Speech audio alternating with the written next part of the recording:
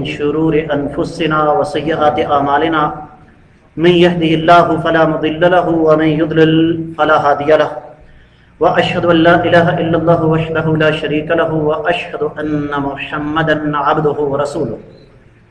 معزز خواتین و حضرات، فروری کا مہینہ جو ہی آتا ہے ہمارے برصغیر پاک و ہند میں ایک عجیب و غریب قسم کا طوفان بدتمیزی برپا ہو جاتا ہے، جس طرح کہ آپ نے پچھلے خطبہ جمعۃ المبارک میں یہ سماعت فرمایا کہ جی ویلنٹائن ڈے ایک لعنت ہے، باشعور انسان اس کا تذکرہ سننا بھی پسند نہیں کرتا۔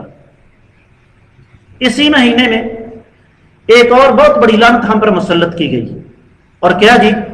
بسنت منانی ہے۔ سب سے پہلے تو بات یہ ہے، ہمیں اپنا بچپن یاد ہے، لفظ بسنت یا بسنتی ہمارے بزرگ گالی کے معنوں میں استعمال کیا کرتے تھے، خاص طور پر خواتین، دفع ہو جا بسنتیا۔ نئی نسل کو نہیں پتا، لیکن پرانی خواتین جو ہیں وہ اس لفظ کو بطور گالی کے استعمال کرتی۔ اس کا مطلب یہ ہوا کہ یہ لفظ کوئی اچھا نہیں ہے۔ دوسری بات، ایک بات اچھی طرح ذہن نشین کر لیں کہ آپ کا یہ جو سسٹم ہے نا اسلام کا، جس میں سادگی ہے، امیر غریب سب کے لیے اللہ تعالیٰ نے کامیابی کا راستہ رکھا ہے، یہ کفار کے لیے قابل برداشت نہیں ہے۔ اس کا نتیجہ یہ ہے کہ وہ ترقی کے نام پر، روشن خیالی کے نام پر، وسعت نظری کے نام پر آپ کو روز نت نئے تحفے دیتے رہتے ہیں۔ وطن عزیز پاکستان میں اس بسنت نے کتنے گھر برباد کیے یہ میں اور آپ سوچ بھی نہیں سکتے۔ جہاں تک اس بات کا تعلق ہے نا، اور یہ حکومت اس پر پابندی لگا دے، یہ تو وہی بات ہو گئی۔ میں نے ایک سگریٹ پینے والے آدمی سے کہا، میں نے کہا بھائی یہ حرام ہے، تو کہتا جی آپ فیکٹریاں بند کرا دو۔ میں نے کہا میں فیکٹری بند کراؤں گا، آپ بلیک میں منگوا کے پی لو گے۔ آپ پینا بند کر دو، فیکٹریاں خود بخود بند ہو جائیں گی۔ دنیا کا ہر کام حکومت کے کھاتے میں ڈال کے ہم بری و ذمہ نہیں ہو سکتے۔ یہ تو وہی بات ہو گئی نا کہ بھائی نماز کیوں نہیں پڑھتے؟ اور جی حکومت وقت کا کام ہے، جب نماز کا وقت تو بازار بند کروا دے۔ میرے بھائی اگر آپ دکاندار ہیں، اذان کی آواز آپ کے کان میں پڑی ہے نا، تو آپ اللہ کے حکم سے اپنی دکان بند کر کے مسجد کی طرف جائیں، حکومت کے ڈنڈے کا انتظار کیوں کرتے ہیں؟ بالکل اسی طرح یہ باقاعدہ ایک کاروبار ہے، اور یہ بھی ایک بڑی مصیبت ہے جی کہ جی آپ بسنت کے خلاف بات نہ کریں، کیوں؟ اس سے بہت سارے لوگوں کا روزگار وابستہ ہے۔ اللہ تعالیٰ معافی دے، اللہ تعالیٰ معافی دے۔ یہ بات تو پھر کہی جا سکتی ہے کہ جی وہ جو لاہور کے اندر ایک گندا بازار ہے اس کے خلاف بات نہ کریں، کیونکہ اس بازار کے ساتھ بہت سارے لوگوں کا روزگار وابستہ ہے۔ اللہ سے ڈر نہیں لگتا بات کرتے ہوئے؟ کیا کہوں؟ سب سے پہلے یہ مال کا ضیاع ہے۔ اسلام جائز تفریح سے منع نہیں کرتا، یاد رکھیے۔ دین اسلام اتنا تنگ نہیں ہے کہ ہمیں تفریح سے منع کرے۔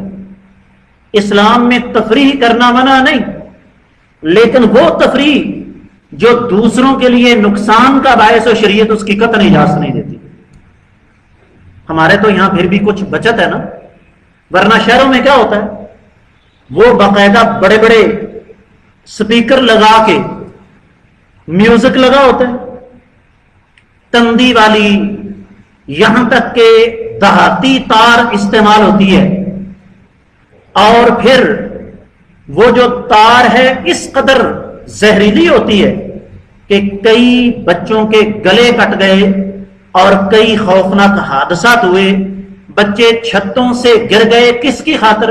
ایک پتنگ کی خاطر۔ اللہ کے رسول صلی اللہ علیہ وسلم آج سے 1,500 سال پہلے ہمیں سمجھا گئے، من تشبہ بقوم فہو منہم، جس نے کسی قوم کی مشابہت اختیار کی وہ انہی میں سے ہو گیا۔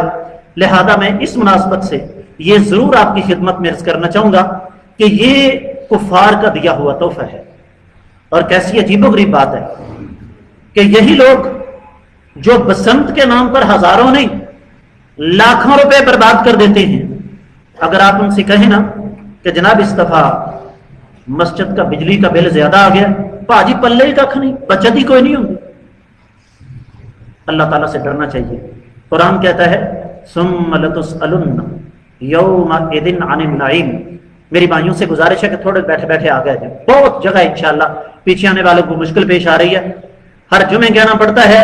और बाद मेरे भाई तो माशाअल्लाह ऐसे हैं कि जिन्होंने मस्जिद में कदम रखते ही सबसे पीछे सुनते शुरू कर देंगे। अल्लाह के बंदो, दूसरों का ख्याल रखा करो। नबी अलैहिस्सलातु वस्सलाम खुद फरमा गए दूसरों के लिए आसानियां पैदा करो, मुश्किलात पैदा ना करो। तो मैं ये अर्ज कर रहा था कि ये सरासर तबाही है। याद रखिए, मेरी जेब में, आपकी जेब में जो पैसा है ये हमारा नहीं है। अल्लाह के रसूल सल्लल्लाहु अलैहि वसल्लम इरशाद फरमा गए लन यतहर्रका क़दमा इब्न आदम इंद रब्बिही हत्ता युसअल अन अरबा। आदम के बेटे के कदम अल्लाह की बारगाह से उस वक्त तक हिल नहीं सकेंगे क़यामत वाले दिन जब तक 4 चीजों का जवाब नहीं दे देता। और उन 4 में से माल के बारे में एक नहीं 2 सवाल होंगे। माल कमाया कहां से और माल खर्च कहां किया। इसलिए अगर हम इन फजूलियात में अपने माल को उड़ाएंगे तो क़यामत वाले दिन इसका हिसाब किताब देना पड़ेगा। इस नुक्ते पर जरा खुसूसी तौर पर तवज्जो देने की जरूरत है। कितने बच्चों के गले कटे, कितने लोग जख्मी हुए, कितने बच्चे छतों से गिरकर अपनी हड्डियां टांगें तड़वा बैठे, और इसके अलावा कितने घरों का सुकून गारत हुआ।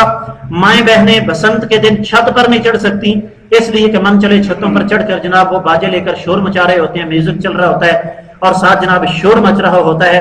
अल्लाह ताला से दुआ है कि अल्लाह रब्बुल इज्जत हमें इन चीजों से बचने की तौफीक अता फरमाए और अल्लाह ताला हमें कुफार की नकाली से बचने की तौफीक अता फरमाए।